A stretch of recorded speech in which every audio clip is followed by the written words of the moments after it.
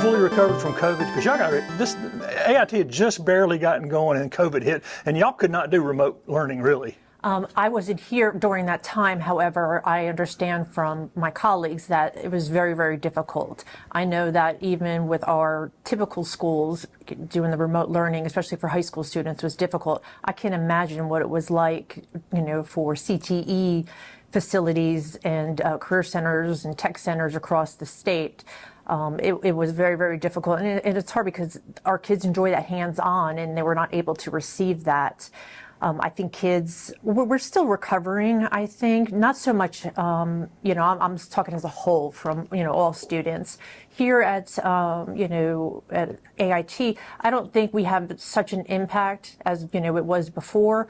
But I know that the students that are coming to us, especially, our younger students, they're still recuperating from that. And it's the, learning loss and, but I think we're definitely on the right path, and I'm hoping that the students, we just have to change. I mean, we had to change quite a few things. Instructional delivery. We found out things that we didn't know before. We can do some remote items, and that helps with distance learning. It helps when we have to have like the e-learning days. But nothing can take the place for that face-to-face interaction, especially where we're concerned for that hands-on instruction. Well, you're finishing your first year here. What are you most pleased about from the past year? What are the accomplishments here at AIT? Well, it was an amazing first year. I couldn't be more excited to go into the next year.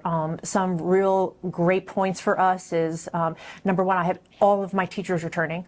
The only staff I had to add were new positions, and I'm excited about those new positions. So, that is I'm very proud of that.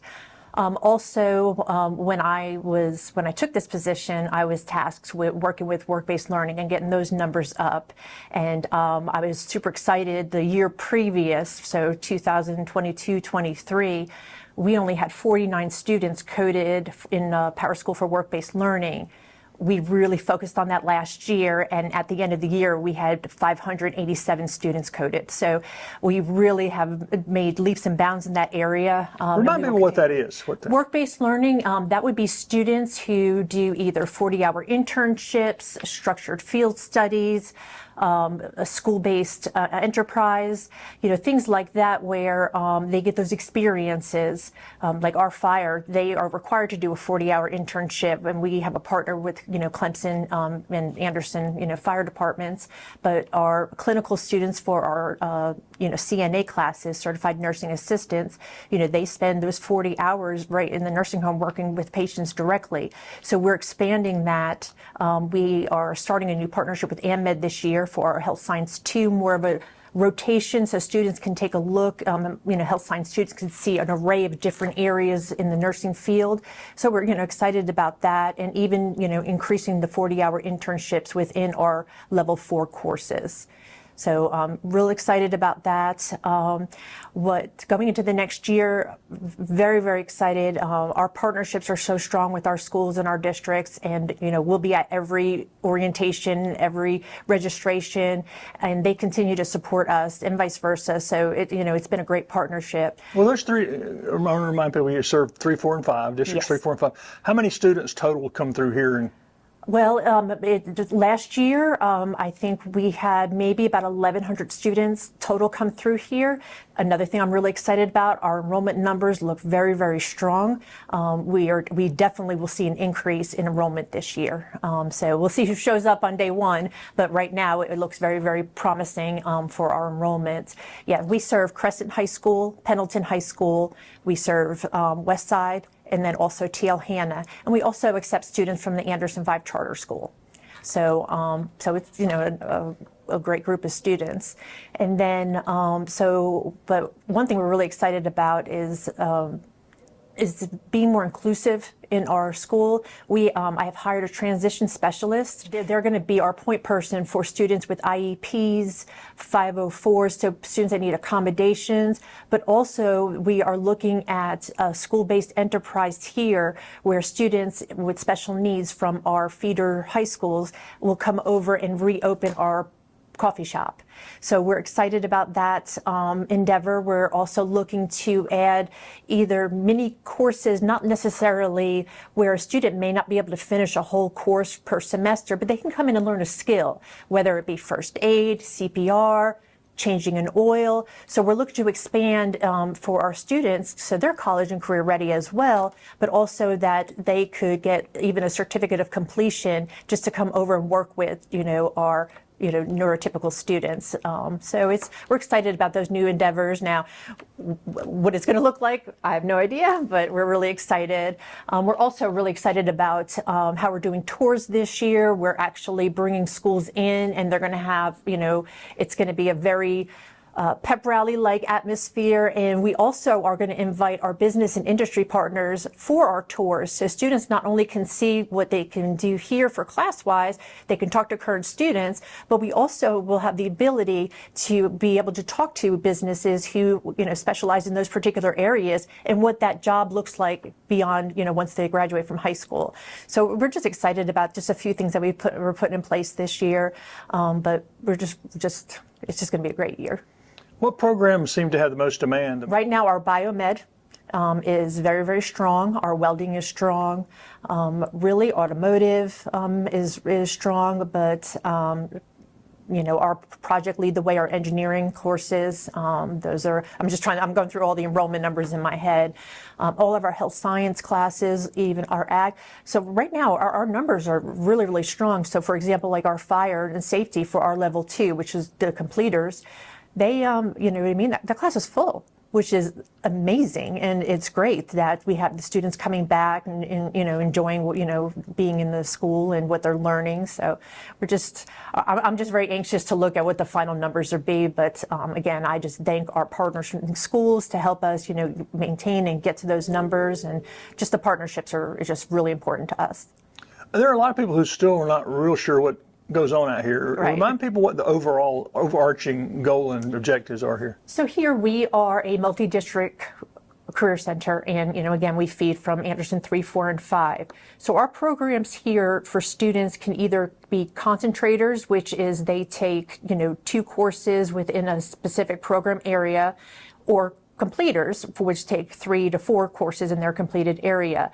And what they do is we really base a lot on getting certifications. We try to get at least 1 certification for every student that comes through our doors.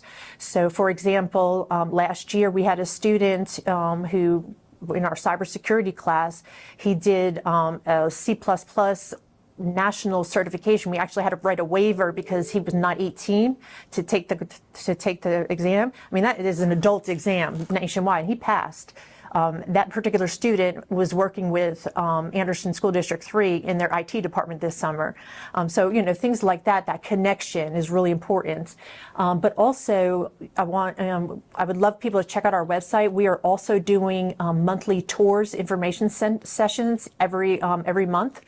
And that it's open to the public, it's open to prospective students, current students, parents, guardians, businesses, community members, community groups, that we're just going to have just come in and we'll do an informal tour, and then just have a small information session, because we want people to know what's going on here. We're also really excited. We're getting a new marquee sign, so that I think that'll help also to draw people to our facility, and also promote the great things we have. Our fall plant sale. We have a holiday fair.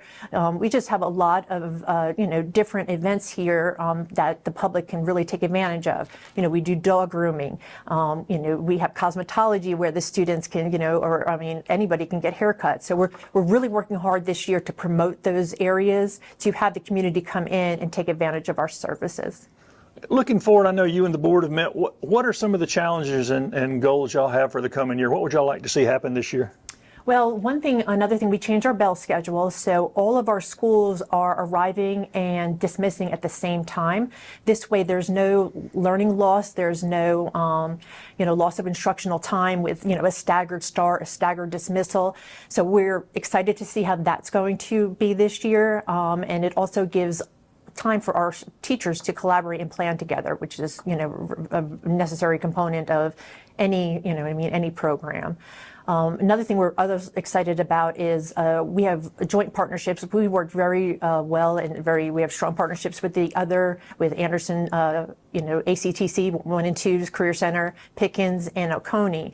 And we are actually having a joint professional development where we're all getting together with our staff on July 29th. So our cosmetology teachers can meet with other cosmetology teachers and really have that strong connection so they can, learn what they're doing and collaborate and, learn different ways to facilitate. So again, that is more directed towards our teachers, where a lot of professional development, for a typical school is not relevant to what we do here at the Career Center. So we're excited about that. There's going to be some shadowing opportunities for our teachers as well. Is this August 1st starting date a good thing for y'all? I mean, is this? Oh yeah. I mean, I think it was better this year because last year there was the shortened summer for the teachers, and there was a lot of catching up. But at least, teachers had ample time off, and I'm sure they're ready to come back. And for us that work year round, it's you don't even know when the year starts, the year ends. It's just, but we're excited. I'm very excited to have students back in our building. It gets kind of quiet here in the summertime, so we really missed our staff. But we just know that I've got an amazing team, and it's just going to be an amazing year.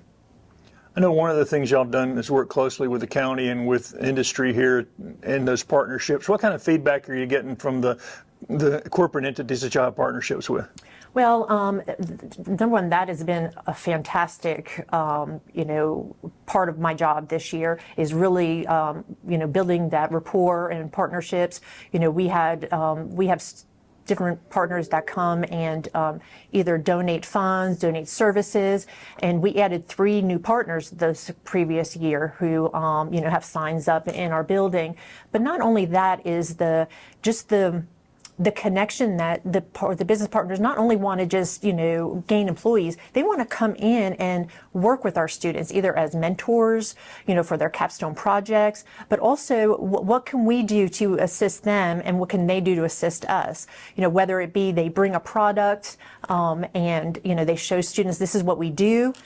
So again, having them in the building more, I think, has been is a good step forward, especially recognizing what our community needs, because we certainly want to offer programs that meet the needs of our business and industry, because we want our students to stay local. So another thing too is we're going to work really, really hard on recruiting for some of those areas, like our mechatronics. Also, we used to have machine tool. We do not have it this year. However, that's another piece that we're looking to really revamp and make it a Siemens engineering, which incorporates engineering, also mechatronics, electricity, and so it incorporates all those areas together. So we're looking for, that's what we're spending this year to focus on recruiting for that, recruiting for an instructor, and hopefully bring a different, a more array of students who would be interested in that area. So, because we have amazing equipment here on site already.